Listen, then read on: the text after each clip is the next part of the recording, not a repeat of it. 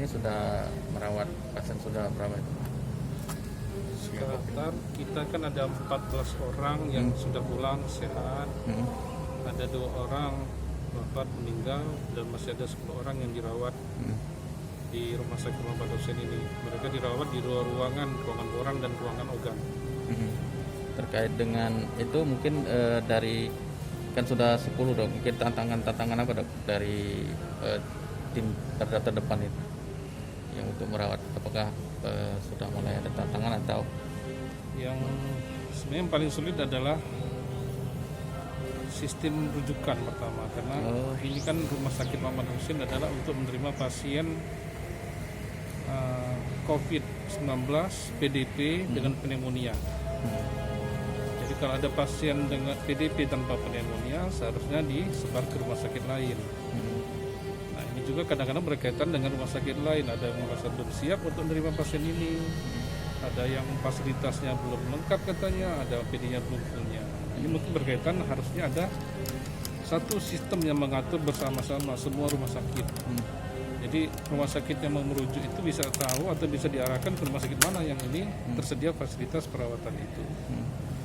Ya kemudian juga di internal kita memang kadang-kadang masalah APD ini, karena stok ini kan tidak bisa dipastikan sampai kapan berlangsungnya wabah ini. Jadi menjadi suatu hal yang perlu kita pastikan terus kontinuitas alat pelindung diri, karena pasien ini dirawat di zona merah namanya, di mana seorang petugas itu harus menggunakan APD lengkap, keseluruhan tubuhnya harus ditutup. Nah APD seperti ini langka di pasaran, dan juga APD seperti ini harus memenuhi standar.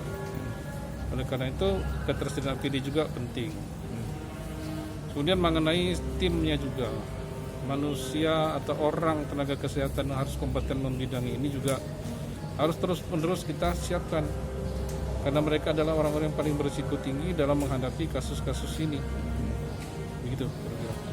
Dok, kemarin kan disiapkan 27, mungkin persiap 27 ruangan yang baru selain dari di Borong, ada lagi di Ogan. Itu persiapannya sampai kemana kemarin? Iya, sampai sekarang karena organ itu sudah hampir selesai rehabnya, jadi bisa pasien Borong sebagian dipindahkan ke situ dulu. Karena Borong akan diperbaiki ruangan untuk petugasnya. Dan pihak manajemen juga menargetkan harusnya kita punya 50 ruangan untuk pasien COVID ini. Jadi mungkin akan kita tambahkan lagi, walaupun belum dalam waktu singkat ini, tapi target kita seperti itu. Namun melihat dengan tingginya tren pasien positif, dengan sebaran yang semakin luas, rasanya tidak akan mungkin Rumah Sakit Muhammad Hussein menanggung ini sendiri. Makanya kita harapkan teman-teman di rumah sakit lain segeralah menyiapkan ini. Walaupun tidak pasien dengan gerding tertentu yang misalnya seperti kami pasien dengan pneumonia, minimal mereka bisa merawat pasien PDP tanpa penyulit yang berat. Karena pasien PDP itu sekarang kan terbagi 3, ringan, sedang, dan berat. Yang berat mungkin dirujuk ke Rumah Sakit Muhammad Hussein, tapi yang sedang kita harapkan dirawat di rumah sakit lainnya. Dan ringan sekarang peraturan dari pusat hanya dirawat di rumah. Begitu kira-kira. Kalau data pasiennya gimana? Yang di mana? Di Rumah Sakit Muhammad Hussein? Ya, kalau di Rumah Sakit Muhammad Hussein itu yang sedang dirawat ada 10 orang. Ada 14 orang sudah pulang. Dan ada 2 orang yang meninggal. 10 orang ini kondisi Sebagian besar baik kondisinya, tapi tidak ada yang menggunakan alat bantu nafas seperti ventilator. Dan juga ada yang akan kita pulangkan apabila hasil tes ulangnya negatif. Artinya mereka ini kan walaupun di awalnya positif, kita kasih terapi, kan kita ulang nanti. Nah pengulangan inilah yang akan menentukan apakah mereka sudah negatif atau masih positif hasilnya. Jadi kadang-kadang ada dianggap kenapa dia pertama positif kemudian jadi negatif. Ya kalau pertama positif sebelum diobati, sesudah diobati dia harapkan dia menjadi negatif. Itu langsung berapa orang? Yang sembuh 14 orang. Pulang sembuh. Iya. Pulang sembuh. Ini yang suka dukanya Pak, sebagai seorang yang menangani langsung perawatan pasien COVID. Iya, tentu saja yang paling berat bagi kami adalah kita bertemu dengan kasus yang berisiko nyawa. Karena kasus ini kita ketahui saja sudah hampir 28 orang dokter, hampir 30 orang dokter yang sudah meninggal di seluruh Indonesia dengan berbagai macam sebabnya. Kemudian begitu juga perawat. Kita sudah banyak saksikan bagaimana besarnya pengorbanan teman-teman yang di garda depan untuk mengobati penyakit ini. Tentu saja kami harapkan supporting dari semua sejawat, pihak direktur dan pihak manajemen rumah sakit, kemudian juga dari donasi dan bantuan teman-teman yang peduli dengan kasus wabah COVID-19 ini. Jadi yang paling sulit adalah mengatur energi kita supaya jangan sampai terkuras sehingga kita menurunkan daya tahan tubuh kita, sehingga kita nanti justru akan menjadi orang paling berisiko bertemu dengan penyakit ini.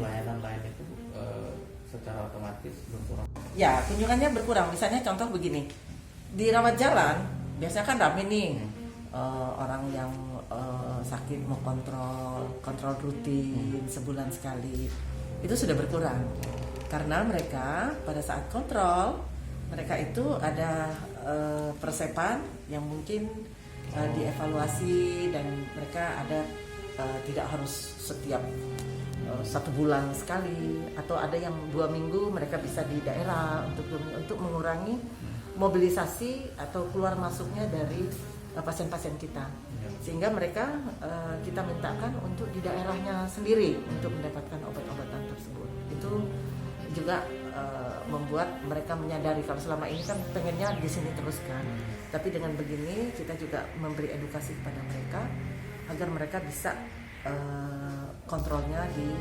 tempat daerahnya masing-masing. Itu juga turun, ditambah lagi pasien-pasien kita juga kalau nggak terlalu berat-berat amat mereka nggak mau ke rumah sakit kita, dan mereka sudah tahu kalau di sini tempat layanan COVID, jadi mereka lebih banyak membatasi diri karena kekhawatiran mereka masuk ke rumah sakit kita.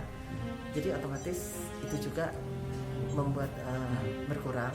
Ditambah rawat inap juga, kalau nggak emergensi banget itu mereka tidak akan pergi ke rumah sakit karena sudah ada selebaran dari Persi kan.